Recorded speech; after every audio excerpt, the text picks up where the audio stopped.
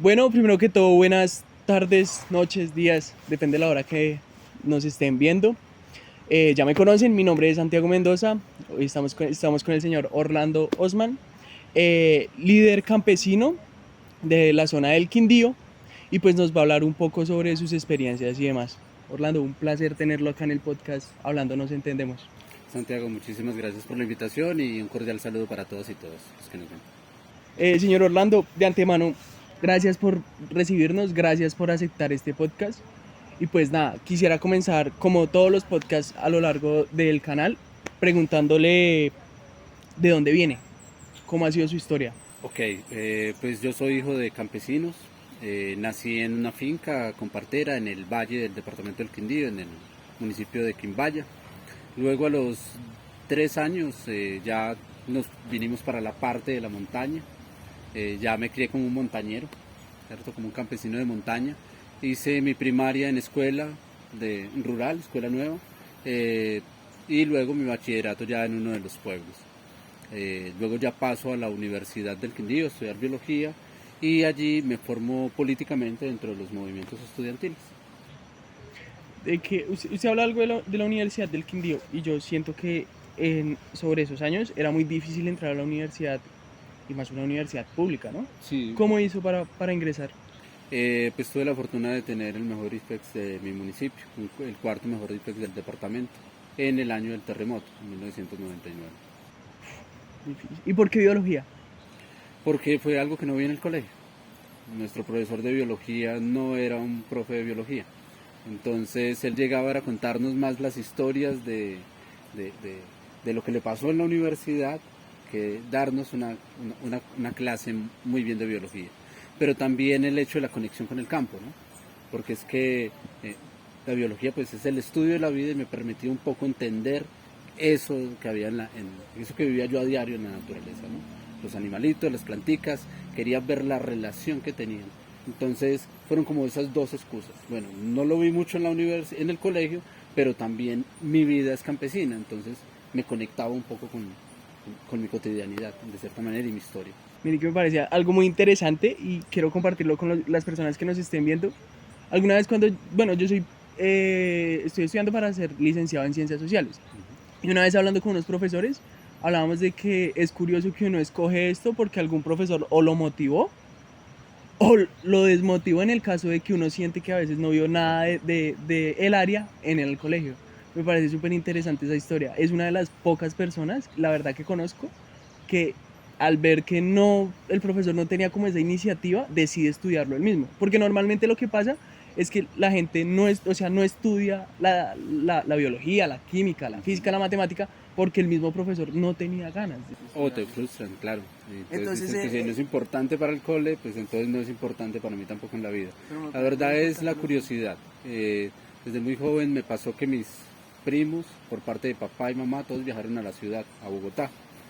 Y en esa época, ya no tanto, ya no es así, pero en esa época eh, los de las provincias éramos vistos como personas, y más de campo, o personas que no teníamos, que éramos ignorantes, ¿cierto? Para mí era un reto cuando mis primos venían al departamento del Quindío en los fines de año, poder discutir con ellos otros temas. Que si eran de la ciudad, pues vamos a ver quién sabe realmente. Entonces esa curiosidad también lo lleva a uno a investigar más cosas. Y eso tal vez me sirvió un poco también para decir, bueno, no vi esta área, quiero verla. Yo ingresé en licenciatura en biología en la Universidad del Quindío, me presenté a licenciatura, biología, me presenté a medicina, pasé ambas, pero decidí estudiar, era más fácil estudiar biología que medicina, salía más económico, pues la familia no tenía los recursos para eso. Y hice alrededor de un año y luego apareció la biología sola, ya sin la licenciatura. Decidí estudiar la biología solo porque pues era investigación, era método científico, un poco lo que hacen los campesinos, pero sin la cuestión del análisis, sin la sistematización. Y la licenciatura, pues como te decía, en la formación dentro de lo político con los movimientos, me di cuenta que Nicolás Buenaventura, que Antonio Machado, que Pablo Freire, Stanislao Zuleta pueden ofrecerme esa pedagogía y no Piaget, no el conductivismo, sino una manera de pensar y de formar completamente distinta, a través de los conocimientos pues que teníamos nosotros antes, los conocimientos previos, ¿no? Lo que aprendemos en casa, con los abuelos, con los padres, en la vida cotidiana. lo que llamamos nosotros en unas escuelas de agroecología la lecturaleza. O sea, poder observar la naturaleza y poder entender esa naturaleza desde allí y comprenderla. Me explico un poco. Nuestras madres hacen un jardín, siembran planticas y se dan cuenta cuando estas plantas tienen deficiencia de ciertos elementos, o hay que cambiarle la tierra, o hay que echarles agüita, porque la misma planta va mostrando en sus condiciones qué necesita. Entonces, esa interacción es como esa lectura de la naturaleza. Un poco ahí. Sí, usted nombra algo muy bacano, y es que alguna vez con algún profesor lo hablábamos y era el tema de comprender y entender. Entonces él decía que tú me digas lo que está pasando no significa que usted entienda lo que está pasando. Entonces eso pasa también en la naturaleza y se ve desde lejos. De pronto, centrándolo más en ese punto en el que cual usted decide entrar como estudiante universitario, ¿es ahí donde usted decide ser un líder campesino? ¿Es desde ahí donde le nace eso o eso viene desde atrás? Bueno, la verdad es que desde la escuela tuve un profesor, Francini Restrepo, el que me dio primero, segundo y tercero. El hombre era sindicalizado y nos hablaba mucho de esas cosas que no vimos en el colegio. Me refiero Bolívar y esos próceres de nuestro país. Y quien me dio cuarto y quinto de primaria era estudiante de ese profesor que me dio primero y segundo y tercero en la universidad. Entonces también sindicalizado, entonces eso lo que hace fue que una influencia pues muy fuerte de ambos. Ya cuando llegamos al colegio, pues en el colegio también habían profesores que hacían parte de los sindicatos y una que otra cosa le iban contando a uno, y pudimos lograr una primera marcha en el colegio para 11, no teníamos baños, entonces salimos a marchar 3 veces dentro del municipio y eso pues le iba tocando uno como el corazoncito de cierta manera, una curiosidad. Había mucha curiosidad por el Che Guevara, por ejemplo, no sabía ni quién era, ni por qué, pero ver una imagen del hombre como que algo te tocaba adentro. Ya al llegar a la universidad y empiezo a conocer movimientos estudiantiles y ese tipo de propuestas, pues termino primero formándome como un líder universitario, ¿no? Como un defensor universitario. Pero estando en la universidad, entonces hay algo que hablamos y es la extensión. Normalmente las universidades no lo tienen, o si lo tienen solo está en su visión y misión, pero no en la vida diaria. Y allí empezamos a conectarnos con servicios públicos, empezamos a conectarnos con derechos humanos, empezamos a conectarnos con mujeres, empezamos a conectarnos con otros sectores, entre eso el campesinado. Y nos tocaba mucho porque pues veníamos del campo, ¿no? Éramos campesinos, entonces ahí empezamos a aportar un poco desde la universidad a esos procesos. Aparece alguien muy importante en mi vida, que es Guillermo Castaño Arcila, un fundador de la agroecología en el país y en Latinoamérica. Hace parte del movimiento Maela, que es el movimiento de agroecología de Latinoamérica y el Caribe. Y él empieza a mostrarnos un mundo completamente diferente frente al saber y al conocimiento. Como un campesino enseña a otro campesino, cómo el saber campesino es válido y cómo las corporaciones empiezan a decir, venga, es que usted no sabe. Y veía el reflejo con lo que pasaba en el cole. Entonces cuando estábamos en el colegio nos decían, estudien para que no sean como sus papás, para que sean alguien en la vida. Cuando uno ya es alguien en la vida, ya ocupa un espacio, ya respira, ya piensa, ¿cierto? Ya es alguien en la vida, no se necesita la chapa, el título. Y lo otro era eso, bueno, ¿para qué querían que nosotros nos saliéramos del campo? La situación en la que estamos ahora es que no hay campesinos. Están nuestros papás, pero ya están muy viejos, ya no tienen la fuerza para trabajar y vemos el campo abandonado en todos los sectores, porque siempre nos dijeron que no fuéramos como ellos. Y decir que no fuéramos como ellos era que nos diera pena, que fueran a una reunión de padres de familia. No, yo no quiero que se den cuenta que mi papá es campesino, que llegan botas de caucho, qué vergüenza, con un machete de pronto en la cintura. ¿Por qué nos avergonzaban de la cultura campesina? Si es lo que construyó este país. Si todos en este país, al menos sus abuelos fueron campesinos o sus padres y pasaron un fin de año o pasaron unas vacaciones en una finca. A todo el mundo, yo creo que muchas de las generaciones, al menos desde la mía para atrás, a todos nos quedaron en el campo. En algún momento tuvimos que ver con él. Y todos, así vivan ahora en oficina, en ciudades y trabajen en oficinas, tuvieron que ver con el campo en este país. Entonces, un país de campesinos, pero que se ha querido desviar hacia lo que nos muestra el norte, ¿no? Que no es nuestro sentido, porque ese no es el sentido de América. Nosotros estamos en otra carrera y es hacia otro lado que debemos virar. No somos la industrialización, somos la producción de alimentos y la conservación de naturaleza y de agua.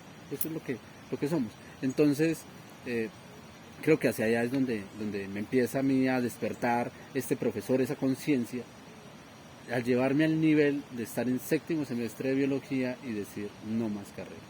Y tener que decirle a mis padres, ¿me quieren ver feliz o quieren ver un título en la pared? Ah, no, pues lo queremos ver feliz. Ah, bueno, perfecto.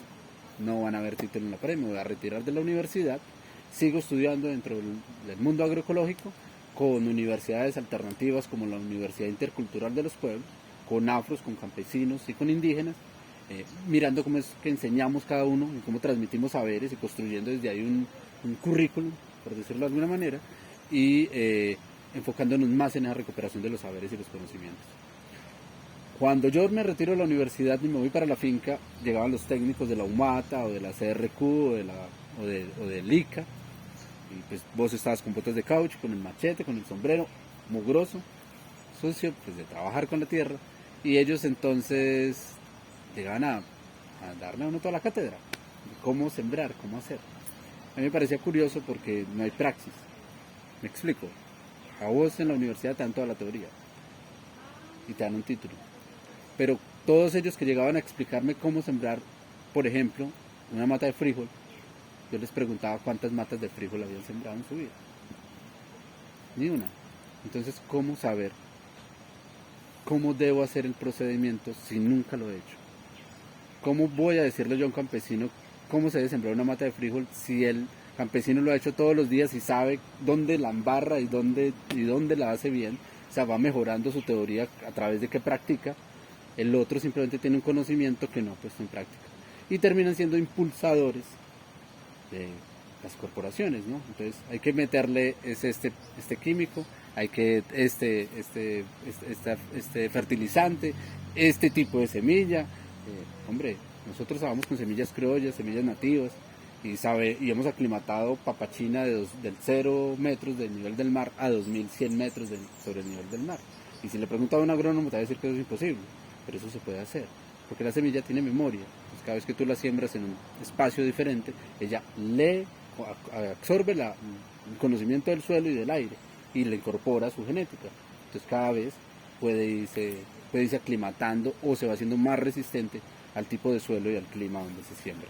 Y eso es algo que no nos enseñan en muchos espacios, ¿no?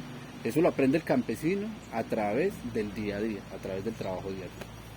Es interesante saber, eh, es que yo lo ponía en una cuestión hace poquito con otro líder campesino, Didier Zambrano, estábamos hablando y que una vez algunos españoles vinieron a hacer como una visita a pueblos indígenas.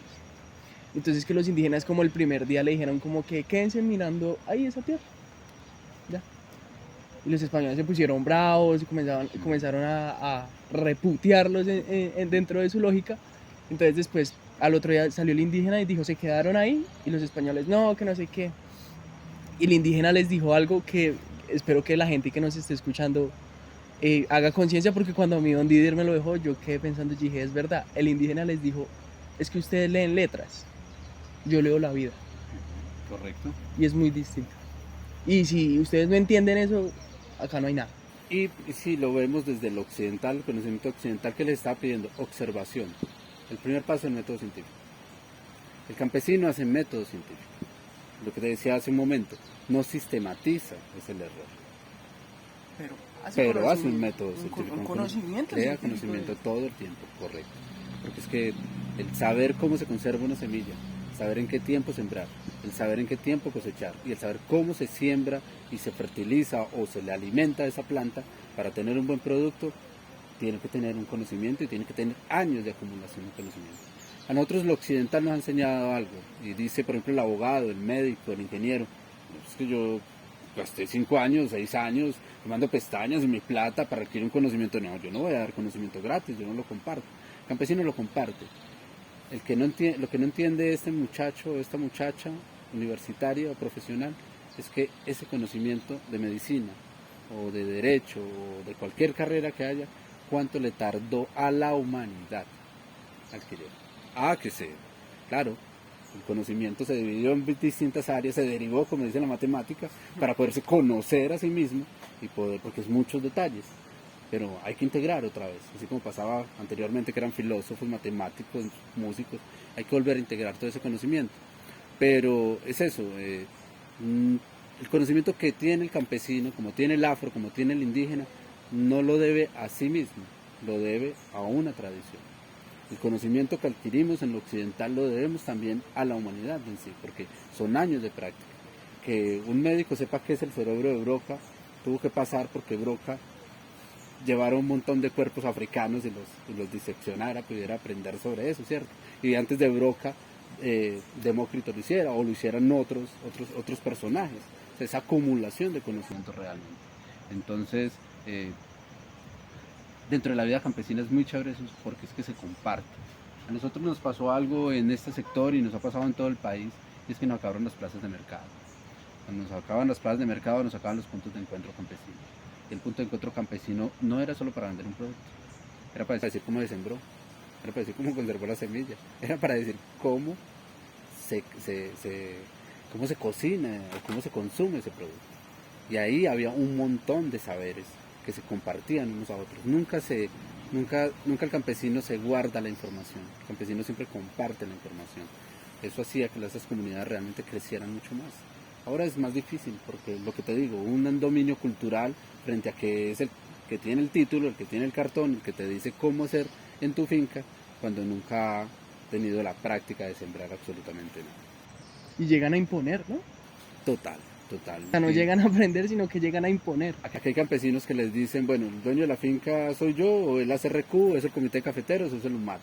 Porque no puedo hacer nada en mi finca sin que ustedes me digan qué hacer. O sea, es terrible. ¿Por qué no hay un diálogo más bien de saberes? Porque más bien, eso intentamos dentro de las escuelas campesinas de agroecología, porque es más bien el que, listo, venga a la academia, venga el campesino y compartamos saberes, ¿no? Y miramos cómo sacamos un buen producto de ambos conocimientos, lo mejor de allí. Incluso una sistematización de experiencias, ¿no? Que es lo que se busca. O sea, el campesino puede tener la experiencia, pero los dos compartimos algo y es que el fallo está en la no sistematización. Entonces, ¿por qué no la academia le ayuda a sistematizar esas experiencias? Total. Para que el campo no se quede solo. Eso intentamos con las zonas con las escuelas campesinas de agroecología. Pudimos sacar, por ejemplo, en Travesías, Calarcá y Córdoba, le llamamos Entre Ríos, porque está el río Calarcá y el río Verde, una información sobre plantas medicinales, plantas que hay en la zona y de sus usos, su caracterización, usos tanto para curar animales, para curar otras plantas y para curar humanos. ¿Con quién se hizo? Se hizo con las mujeres, que son las que más información tienen al respecto, o son las más juiciosas en trabajar este tipo de medicina. ¿Y quién nos ayudó a sistematizarlo? Universitarios. Los muchachos se sentaron, hablaron con ellos hicieron los dibujitos, porque el campesino no sabe mucho de este tipo de cosas, pero sí sabe hacer la lectura de la naturaleza, los otros saben hacer la lectura, como decías vos ahora, con lo de Didier, de las letras, ¿no? Es curioso y me causa mucha gracia eso mismo, que, o sea, la solución la tenemos nosotros, pero siempre estamos peleando entre nosotros. Total. Hay un tema que es el que quería tocar como tema central del podcast. Ahorita tengo entendido que en el Quindío en general hay una lucha muy potente por las zonas de reserva campesina. Entonces quisiera preguntarle, ¿qué es eso? ¿Qué es una zona de reserva campesina? Bueno, una zona de reserva campesina, primero, decir que está en la ley 160 de 1994, ¿cierto? Y es una forma de reivindicar todas esas luchas campesinas que han habido en nuestro país para poder que el campesinado tenga un lugar, que esa sociedad rural campesina realmente tenga un reconocimiento y un lugar. En nuestra constitución, solo el artículo 64, si no estoy mal, decía campesino. En ningún otro artículo de la constitución lo decía. Ahora ya pues hemos avanzado un poco y ya el campesino es un sujeto de derechos. Pero también tuvimos que el indígena y el afro fueron reconocidos por ley y el campesino no fue reconocido por ley. Ellos tienen beneficios, de cierta manera, pero el campesino no tiene beneficios. El campesino es como si no existiera, como si no estuviera, ¿no? Y la ley 160 entonces nos permite hacer un poco de ese reconocimiento al campesinado. Y pensar en las zonas de reserva campesina son esos lugares para la producción precisamente de alimentos en especial, pero la conservación del agua, conservación de bosques, conservación de los corredores biológicos y pues de la vida en general. Y también de la cultura campesina. Porque es que la cultura campesina es la que llevó a este país a que sea lo que es. Entonces, si lo vemos por el parte del comité de cafeteros, los campesinos estaban tan organizados en esa época que crearon comités municipales. Se organizaron estos que producían café y organizaron una pequeña organización, valga la redundancia, un pequeño equipo de trabajo, le llamaron comité, y terminaron creando una federación nacional al juntarse. Tuvimos la primera flota mercante, barcos, los primeros trenes llegaron gracias a ellos, las primeras escuelas, hospitales, inclusive tuvimos la primera aerolínea del país, gracias a la plata del café, a que los campesinos estaban organizados. ¿Qué pasó? Lo que siempre pasa en el país.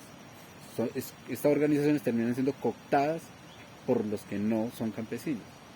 Santos duró 10 años estudiando en Inglaterra con la plata del campesinado cuando hizo parte del comité de cafeteros.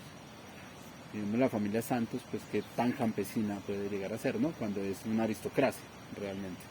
Entonces, eso ha llegado a suceder, pero el campesinado, el primer telesférico también que tuvo esta región, fue gracias a la caficultura. Entonces, el campesinado ha aportado demasiado, pero no se le ha reconocido su papel ni su trabajo, ¿cierto? Tenemos pequeños campesinos que no son protegidos por ninguna normatividad ni ley. Llegan las grandes empresas o los grandes terratenientes a desplazarlos siempre. En esta región tenemos un problema. Empezó a llegar Smurfy Kappa, por ejemplo, cartón de Colombia, hace más de 40 años. Compraba 2 o 3 fincas, pequeños caficultores o pequeños campesinos, estos llegaban, le ofrecían más de lo que valía la tierra. Bueno, 2 técnicas, ¿no? Primero el banco les presta, los endeuda, no tienen cómo pagar, el banco va y presiona y presiona y presiona, y después llega la salvación, la multinacional, no, pues yo le pago la deuda, o sea, le compro la finca y la pago por más de lo que vale. Sí, la compraban, pero entonces Smurfy coge 4 fincas, que todas están seguidas, pero Smurfy no necesita 4 administradores. ¿Qué se llama eso? Desplazamiento. Nosotros se tumba las otras 3 casas y dejará una, si es que deja una, y esas otras 3 familias les toca desplazarse. No es un desplazamiento forzoso, no es un desplazamiento armado, pero en fin, es un desplazamiento. Con el aguacate no está sucediendo lo mismo. Entonces llegan en helicóptero, llegaban a Pijao, por ejemplo, en el sur. Entonces, a comprar las fincas, entonces pues eso para un campesino es, oye, ¿qué pasa acá? Bueno, me van a dar muy buen dinero. O terminan siendo amedrentados también por ciertos sectores para que vendan la finca. Entonces nos empiezan a desplazar los campesinos. Son fincas muy grandes, pero con una sola casa y los demás campesinos desplazados. Con la problemática de que estamos haciendo daño del suelo. Con las pineras acabamos con el agua, también lo que generan no permite que otra planta crezca alrededor, y con las aguacateras pues estamos haciendo uso desmesurado del agua y estamos echando tanto químico que estamos acabando con la productividad del suelo. Nosotros, ¿cómo vemos eso? Nosotros vemos que eso es para hacer cambio de uso del suelo después. No solo se adueñan de la tierra, porque curiosamente donde están las pineras y donde está el aguacate es donde se han solicitado terrenos o cuadrantes para la minería de oro y sus conservados. Entonces creemos que lo que quieren es deteriorar suelo, acabar con estas tierras, acumularlas para luego hacerle cambio de uso del suelo y que pasen de uso agropecuario o agrícola a uso minero cuando esas tierras no puedan producir. O sea, qué mano de problemas, ¿no? Es muy fuerte. Entonces las zonas de reserva campesina que nos permiten decir, bueno, venga para acá, usted está de acuerdo, quieren hacer parte de las zonas de reserva, pues sí, listo, hagamos parte de las zonas de reserva campesina. ¿Y qué es eso? Pues tenemos que discutir cómo es que vamos a construir o qué plan de desarrollo sustentable o sostenible vamos a tener en este espacio. Ya la planificación ya no va a ser del Estado o de una alcaldía o de el piso 10 de una gobernación en el caso del Quindío, sino que va a ser desde el territorio. O sea, ¿qué tenemos acá y cuáles son nuestras necesidades? Y realmente qué queremos producir, ¿cierto? Y también, hombre, nosotros tenemos una declaratoria de la UNESCO que es Paisaje Cultural Cafetero. Y si existe la declaratoria es porque estaba en riesgo el campesinado.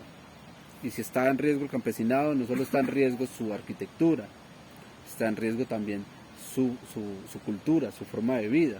y bueno, y todo un montón de cosas que hay allí entrelazadas.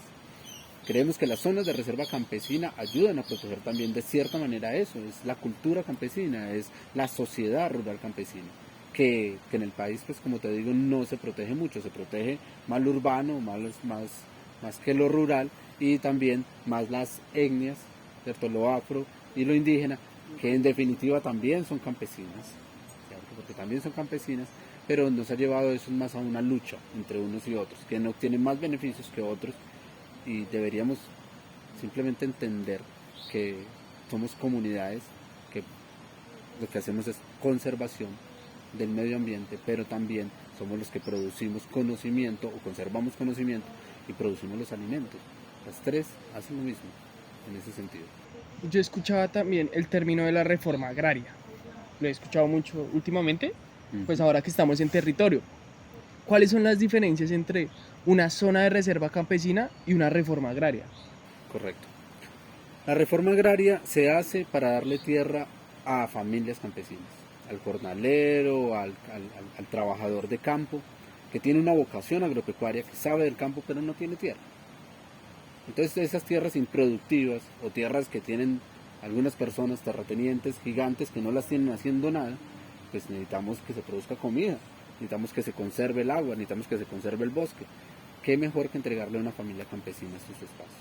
Pues la reforma agraria busca eso. En ciertos territorios como en el que estamos, acá se habla de unidad agrícola familiar, UAF, de 5.5 hectáreas para cada familia, que es lo mínimo para que una familia campesina pueda vivir más o menos, sí, porque no es tan sencillo, pero que pueda tener su espacio para su casa, para sus animales, para su bosque, bueno, en fin, para sus cultivos. Entonces, la reforma agraria es repartir la tierra para quien la necesita y quien la trabaja, realmente. La zona de reserva campesina lo que busca es crear una frontera para proteger esa vida campesina. ¿Cierto? Ya es como hablar de una zona de reserva forestal, como hablar de una... ¿Un resguardo indígena también entra ahí? Los resguardos indígenas tienen otro tipo de ley, de normatividad, entonces son diferentes a las zonas de reserva campesina. Porque pues estas, como dice su nombre, es para el campesinado, el resguardo es para indígenas y el consejo comunitario para los afrodescendientes. Son tres figuras diferentes. Claro que pueden estar una al lado de otra, pueden compartir, que sería lo ideal, que no hubiese mucha diferencia entre ellos. La diferencia que hay es que el territorio afro, el consejo comunitario y el resguardo indígena son colectivos, propiedades colectivas. Las zonas de reserva campesina son con propiedades individuales, exacto. Ya no hay una propiedad colectiva. Hace muchos años, cuando existía antes del Instituto de Reforma Agraria o la Agencia Nacional de Tierras, el INCORA, INCODER, que ha tenido varios nombres, sí se entregaba tierra y se entregaba colectiva. La gente trabajaba en comunidad. A mí me tocó ese papel. Cuando yo soy beneficiario de Reforma Agraria, bueno, mis padres son beneficiarios de Reforma Agraria en el 89. Compraron una finca gigante y repartieron a 4 campesinos. Los 4 familias vivíamos muy bien en comunidad. Se notaba el avance, entonces guadañas, caballos, se pudo sembrar casi toda la finca, todo iba muy bien.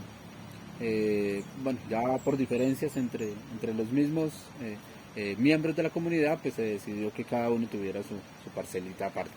Pero antes sí se hacía ese método, ya no se usa mucho la entrega a campesinos de tierra colectiva. Complejo.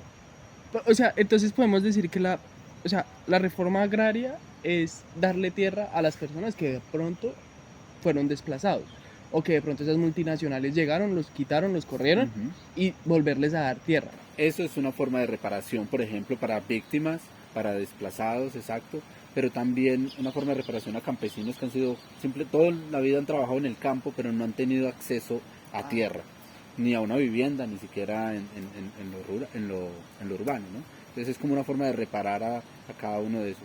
Porque es que tenemos mucho jornalero, tenemos mucha gente que es campesina, pero vive en el pueblo, porque no tiene una tierra. Y vives de un salario mínimo, bueno, ni siquiera un salario mínimo, porque es que a un campesino no se le paga el mínimo. Cada que el gobierno tal vez obligue a que se le pague el mínimo, pero realmente no se le paga el mínimo. Y uno entiende también porque es que el campesino que contrata a otro le queda muy difícil pagar un mínimo porque sus productos, el Estado no le garantiza una venta real de estos productos. Tiene que competir con multinacionales, por ejemplo. Entonces, importamos maíz y acá podríamos sembrar. El caso de México. México está importando maíz de Estados Unidos cuando México pues era la potencia del maíz. Los mexicas y los mayas, ¿no? Pues, nosotros importamos plátano.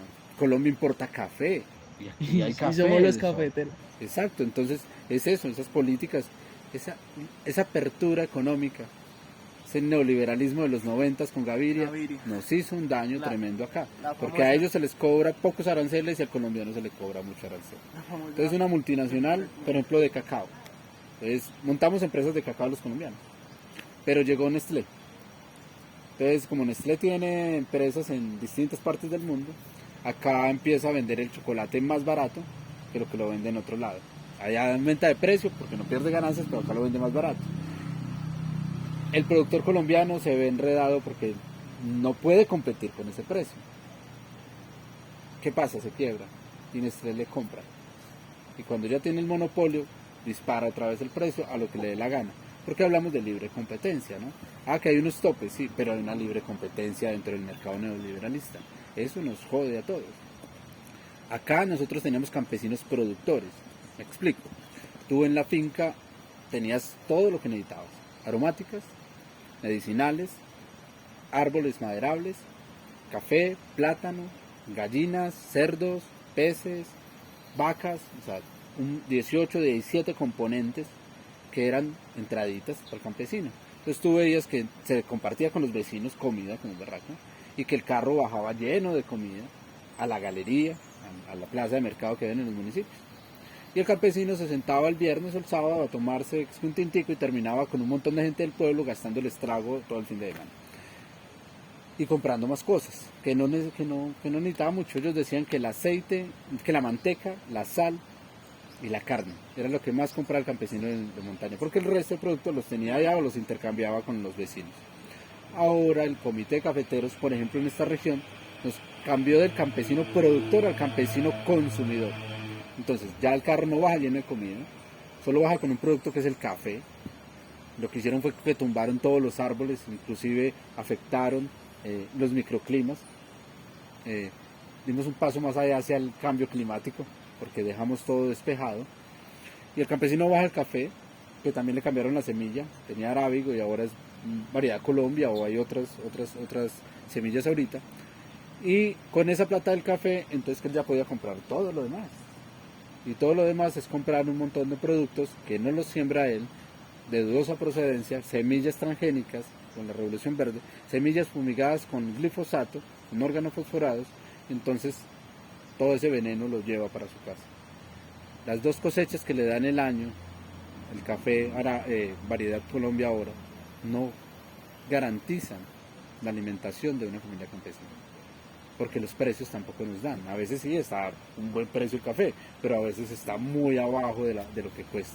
En cambio, con la producción que tenía de esos 16, 17, 18 componentes, cada fin de semana o cada 2 veces por semana tenía algo que sacar a vender o a intercambiar, entonces no aguantaban hambre. Yo me acuerdo que nosotros íbamos de finca a finca para los diciembres, a las novenas del 24 y hasta las novenas del Niño Dios. Cada noche hacía una novena en una finca diferente. Tú llegabas, te daban comida, te daban pasabocas y los mayores tomaban trago.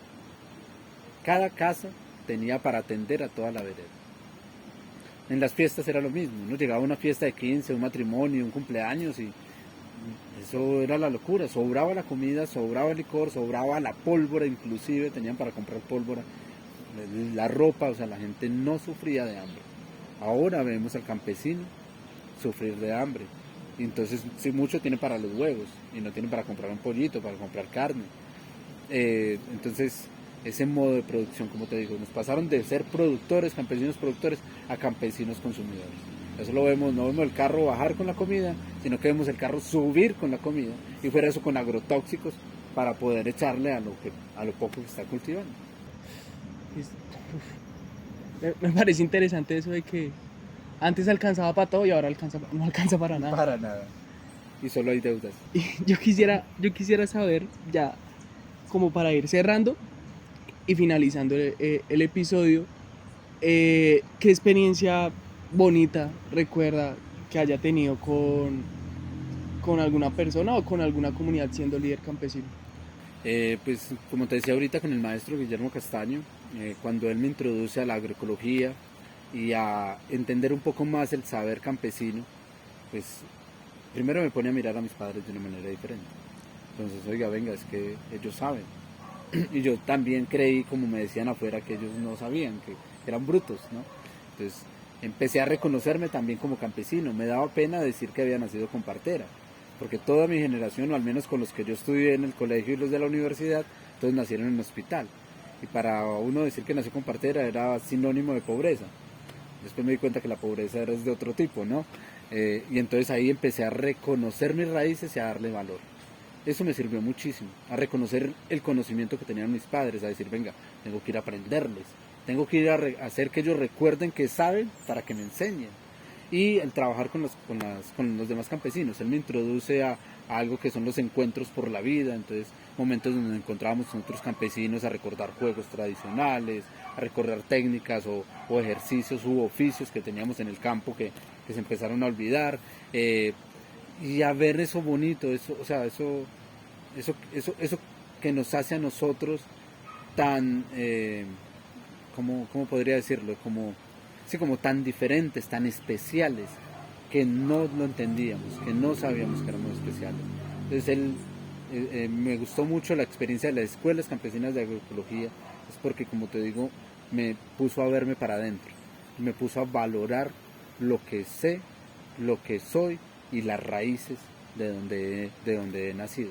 Eso me llevó precisamente a decir, bueno, vamos a trabajar por el campo, vamos a defender realmente los territorios desde una perspectiva distinta, ¿no? No desde lo economicista, sino desde la defensa de la vida. Como decíamos ahora cuando veníamos de no hablar en recursos naturales, sino de los bienes naturales, ¿cierto? No hablar de algo sostenible, sino realmente sustentable, ¿no?